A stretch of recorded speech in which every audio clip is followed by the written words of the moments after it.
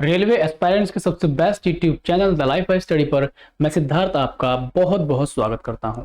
आज के इस इंफॉर्मेटिव वीडियो में हम रेलवे में क्या क्या मेडिकल फैसिलिटीज किस किस तरह से मिल सकती है उन सभी चीज़ों पर चर्चा करेंगे।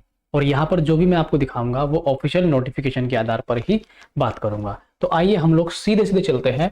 आपको दिखाई दे रहा है कि यहाँ पर लिखा हुआ है रेल सेवक पास नियम 1986।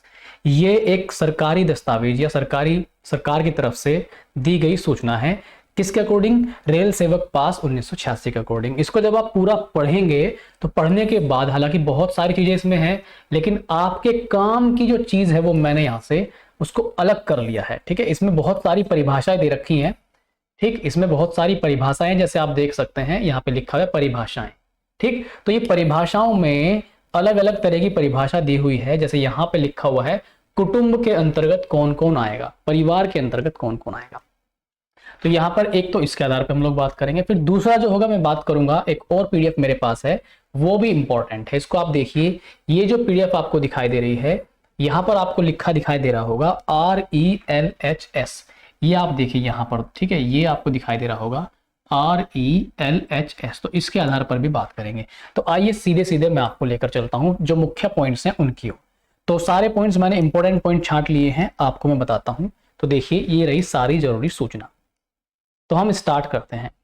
जो मेडिकल फैसिलिटीज है रेलवे एम्प्लॉयज को, यानी कि अभी जो कार्यरत एम्प्लॉयज हैं या जो ग्रुप डी का एग्जाम क्लियर करके जो ज्वाइन करेंगे नया, उनको कौन कौन सी मेडिकल फैसिलिटीज मिलेंगी, इसके बाद हम रिटायर्ड एम्प्लॉयज के लिए बात कर लेंगे।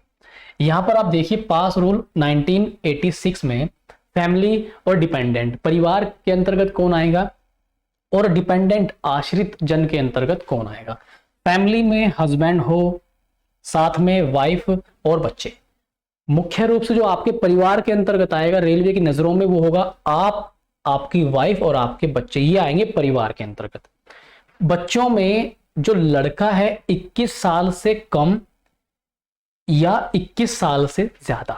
ठीक है, मतलब क्या हुआ, 21 साल से कम तक तो आएगा आएगा, लेकिन अगर 21 साल से ज्यादा है तो वो 100% आपके ऊपर डिपेंडेंट होना चाहिए, पूर्ण रूप से आप पे निर्भर हो और आपके साथ रहता हो, तो लड़का भी आ जाता है। डॉटर, पुत्री है आपकी, अगर उसकी शादी नहीं हुई, मतलब शादी के पहले पहले तक, वो परिवार के अंतर्गत गिनी जाएगी और उसको मेडिकल फैसिलिटीज सारी मिलेंगी। दूसरी चीज आती है डिपेंडेंट। क्या है डिपेंडेंट के अंतर्गत? एक चीज देखो आप, पेरेंट्स इफ बोथ अलाइव, माता पिता यदि दोनों जीवित हैं तो वो आश्रित जन में नहीं आएंगे। अगर पिता नहीं है, माता है ओनली, तो मदर आपकी डिपेंडेंट हो जाएंगी। ठीक है, आपके साथ रहती हो, ये भी जरूरी है। फिर आगे क्या है, डाइवर्स्ड मदर हो, डाइवर्स्ड मदर हो, तलाकशुदा माता हो, वो भी आपके साथ अगर रहती है तो डिपेंडेंट में आएगी। भाई है मेन चीज साथ रहने की है।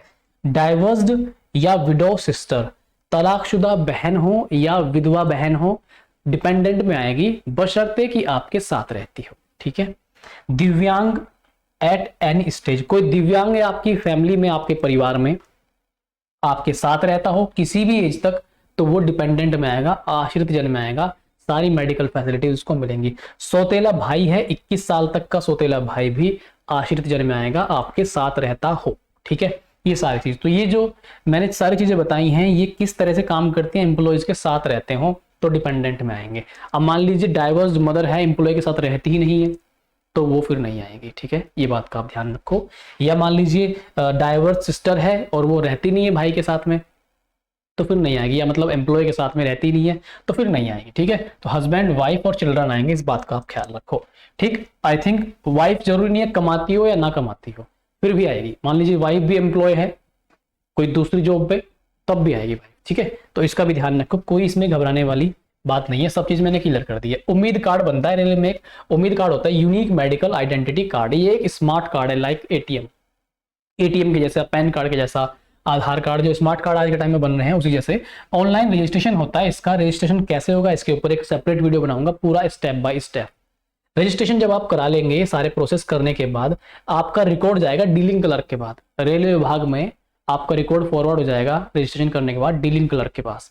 डीलिंग क्लर्क सभी जानकारी आपकी वेरीफाई करेगा, वेरीफाई करने के बाद वो आगे फॉरवर्ड करेगा एक्सेप्टिंग अथॉरिटी को, जहां पर आपका पास या जो कार्ड है वो एक्सेप्ट किया जाएगा।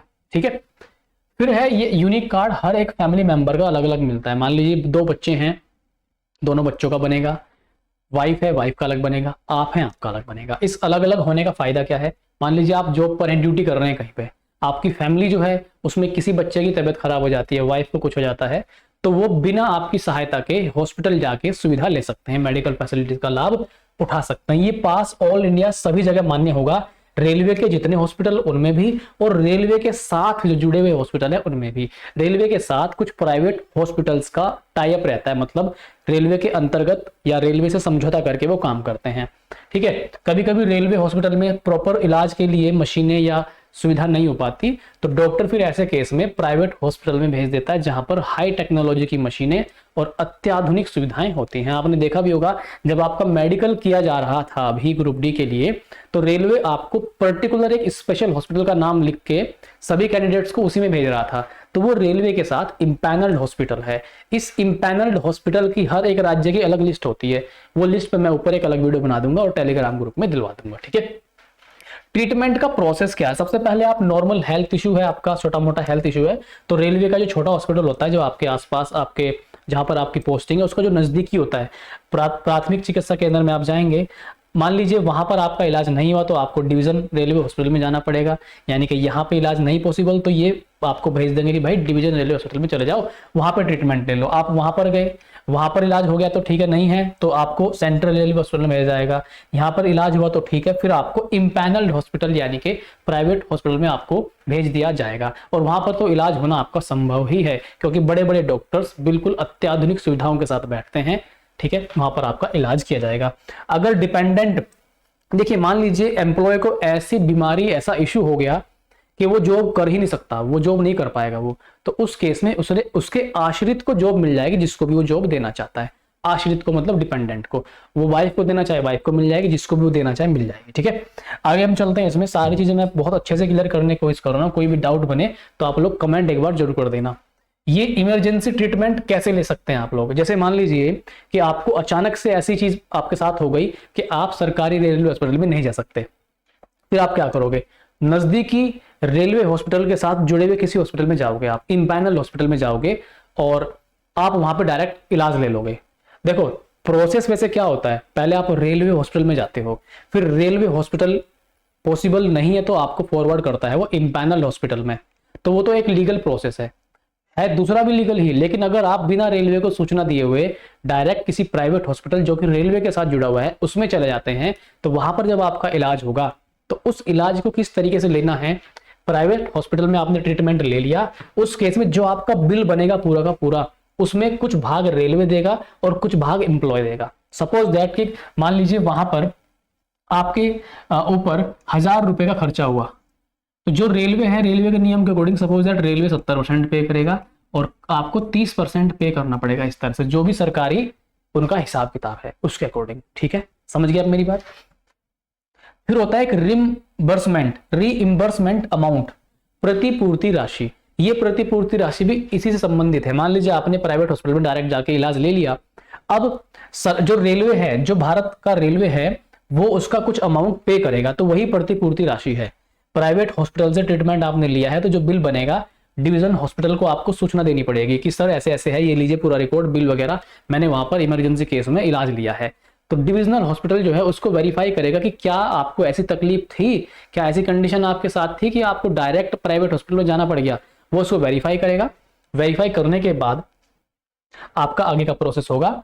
ठीक है, और 6 महीने में ये डिवीजन को बताना है आपको कि सर मैंने ऐसे से इलाज लिया है, 6 महीने के अंदर अंदर बताना ही होगा, वरना फिर आपको नहीं माना जाएगा क्योंकि आपने 6 महीने के अंदर क्यों नहीं हमें सूचना दी। ठीक है, तो कुछ रेलवे एम्प्लॉय को पे करना है और कुछ रेलवे पे करेगा। आई थिंक आप मेरी बात समझ गए हैं।